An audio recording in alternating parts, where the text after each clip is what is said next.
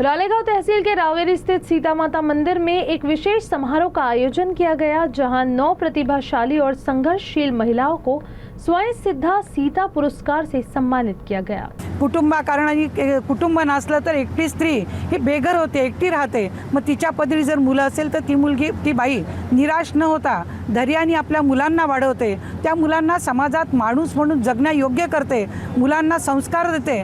तिच्या मनात एकच असते की माझे मुलं हे चांगले निघाले पाहिजे, कर्तृत्ववान निघाले पाहिजे, आणि ती आपल्या जीवाचा आटापिटा करते। कुठे स्वयंपाकाचं काम करेल, कुठे धुणे भांडी घासण्याचं काम करेल, पण मुलांवर आच येऊ देत नाही।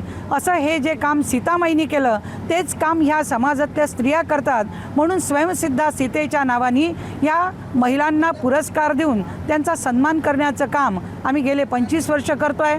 2001 साली या रावेरीला मोठं महिला अधिवेशन घेण्यात आलं होतं। त्यावेळी युगात्मा शरद जोशी होते आणि त्यावेळेला माझ्याच अध्यक्षतेखाली ते झालं होतं, आणि तेव्हापासून आम्ही हा स्वयंसिद्धा सीता पुरस्कार देऊन या स्त्रियांच्या कर्तृत्वाचा, त्या स्त्रियांच्या कष्टाचा, त्यांनी ज्या जे केलं त्या त्यागाचा आम्ही सन्मान करतो।